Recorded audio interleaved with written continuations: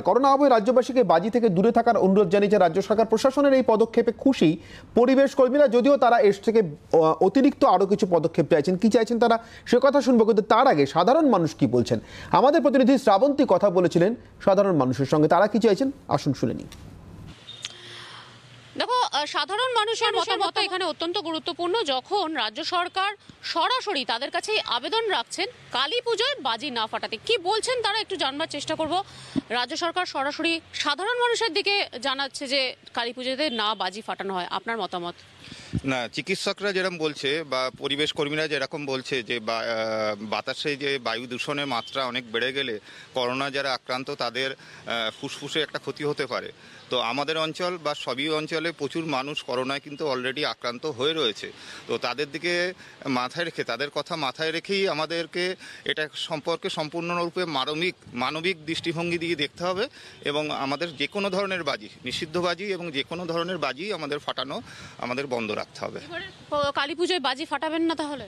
না, ফাটাবো না বলাটা ভুল। বাচ্চারা যতটুকু না করলে নয় ততটুকুই করুক, কিন্তু কোভিডের কথা চিন্তা রেখে, কোভিড-19 কথা মাথায় রেখে আমাদেরকে পরিবেশের সব কিছু চিন্তা ভাবনা করে বাজি না ফাটানোই উচিত। কিন্তু ছোট ছোট বাচ্চাদের একটু বায়না থাকবেই, কম ফাটানোর বাচ্চাদের দিক থেকে একটু হোক, ঠিক আছে, তাহলে সবাই একদমই ওই জায়গা থেকে দূরে মুছে যাবে, সেটা আমি চাই না।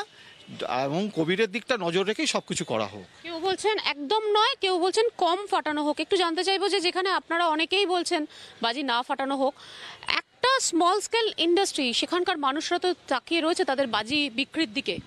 দেখুন, এইটাতে সবাই ক্ষতি হয়েছে, আমাদেরও ক্ষতি হয়েছে, কিন্তু বুঝতে পারছি, কিন্তু কিছু করার নেই। আমরা সুস্থ থাকলেই তো আমরা ইন্ডাস্ট্রি চলবে। সবসময় যদি ইন্ডাস্ট্রির ওপর ডিপেন্ড করে থাকি আমরা, তো আমাদের জীবনটা কি হবে? আমরা সেই জন্যই এগেনস্টে আমরা কথা বলবো, বাজির এগেনস্টে। তার কারণ হচ্ছে যেহেতু এই করোনাটা যেভাবে প্রভাব ফেলেছে এবং এখনো ফেলে চলেছে, সেই জন্যই আমরা বাজির এগেনস্টে। আপনার কি মত? আমার মত চাই, দেখুন না, এই বছরটা নয় আমরা একটু অন্যভাবে চিন্তা ভাবনা করি। আমরা পরিবেশ দূষণমুক্ত রাখবার জন্য বাজিটা পরিহার করি, এবং তার সঙ্গে সঙ্গে আরেকটা যেটা আমি বলতে চাই সেটা হচ্ছে যে দীপাবলি পালনে আরও তো অনেক রকম পদ্ধতি আছে। আমরা কালারফুল লাইট লাগাতে পারি, বিভিন্ন ধরনের প্রদীপ জ্বালাতে পারি। এই প্রদীপও তো একটা বড় ইন্ডাস্ট্রি, তো সেই দিকে আমরা আলোকপাত করতে পারি। অর্থাৎ সাধারণ মানুষ একটা বাক্যে এক জায়গায় সকলেই বলছেন যে যেহেতু এটা আরও ওই অতিমারি আরও বেড়ে যাবে, তাই এবছরটা একটু অন্য দীপাবলি হোক। একেবারেই শ্রাবন্তী, যে কথা বলছিলাম, পরিবেশ কর্মীরা কি চাইছেন। সরকারি পদক্ষেপে তারা খুশি, কিন্তু তারা চাইছেন শুধুমাত্র সরকার আর্জিতেই সীমাবদ্ধ না থেকে নির্দিষ্টভাবে নির্দেশিকা দিন। শুনে নেব পরিবেশ কর্মীদের বক্তব্য।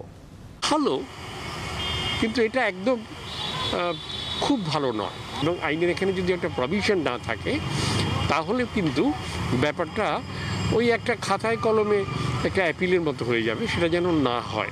রাজ্য সরকার যদি এটা একটা লিগ্যাল ফ্রেমে আনে তাহলে আরও ভালো হয়।